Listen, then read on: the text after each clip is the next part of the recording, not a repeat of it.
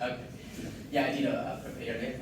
Thank you for thank you for the opportunity to give me another one to do a speech. So I still remember it's about 4 years ago, and so what happened on a day is I was actually in a hospital and waiting for a doctor, and it was actually Saturday morning. It was sunshine outside, and because when I walked into the hospital, I've seen that so many people play rugby, in the park. And so why did I end up waiting in the hospital, waiting for a doctor? And actually, at that time, there's only one guy in the hospital, and that is me. Yeah. So I was lonely, and on the outside, you didn't see any physical injury about me. I didn't broke my arm, I didn't have any blood, So why did I end in the hospital? And just a few hours ago, I was actually arrested by police, and the police actually sent me to the hospital. So why did I arrest by police? And it's a long story, but I'll cut it in short. So on that day, and actually it's Saturday morning, and when I wake up in the morning, I feel really, really, really frustrated about myself. At that time, I was unemployed. I tried a few business, but all failed, and I was really struggling, and financially and also emotionally as well. I feel really depressed, and so I thought I've gone so well with the well with the training. I've done well with the business course I bought. I've done so well with the seminar and webinar, really well with the books. But I just could not make it. And at that time I still live with my mom and her boyfriend. And but one more thing that made me even more disappointed myself is at that time I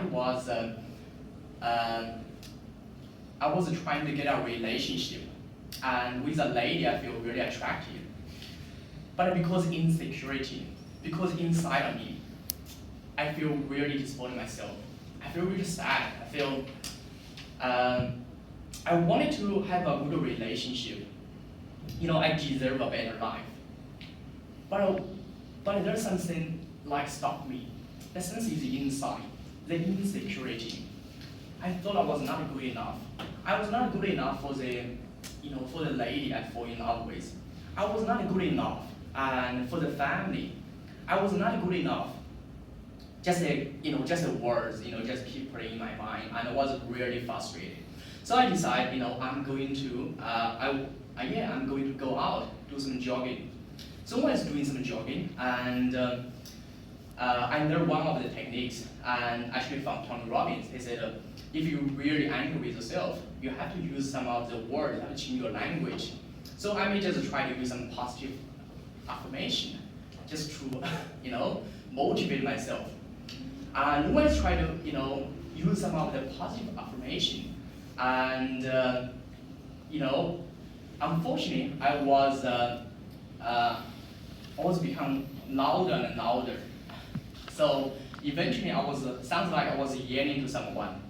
So there's one of the guy who actually passed away. He said, "Hi, buddy, you have to stop. What are you doing? I'm just doing some exercise in the park. You are disrupting me." I said, "Fuck off.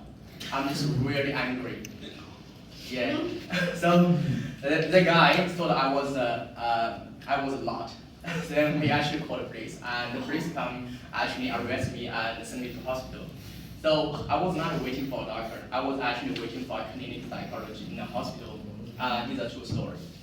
So when I was in the hospital and I was waiting for the psychologist, I thought the psychologist is going to, help me.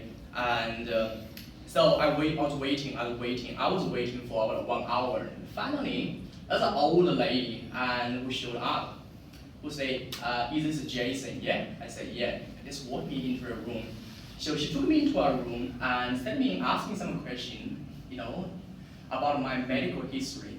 Found out me, I didn't have any issue. I was totally fine.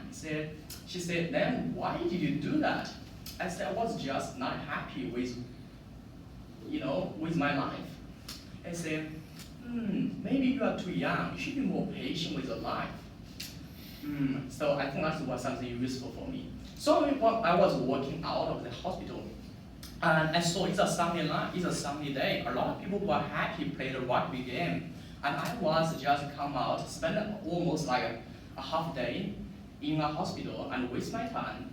And at that time I made a decision. I said, I'm gonna do something to change my life. So I started learning something called coaching. And I did some of the coaching course and started learning how to coach myself and how to really help myself. And so I've gone through a lot of coaching course, but one of the process I've learned that called a slow retrieval. That's one of the tools in that coaching course. And that course basically it helped me remove my emotional baggage in the past, so I become totally free. And that's one thing I learned. And after I come out with that coaching course, that totally changed my life. And I want to give the wisdom with every single one of you.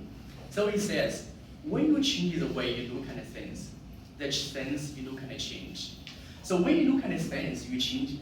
When you look at the way, when you change the way you look at things, the things you look at change. At that time, I was looking at my life, was everything's negative, and I was not appreciated. And so when I changed my perception about my experience, actually my life started to change. So I want to give one thing to you. You can either be the host to God, or you can be the hostage to your ego. And thank you. God bless you.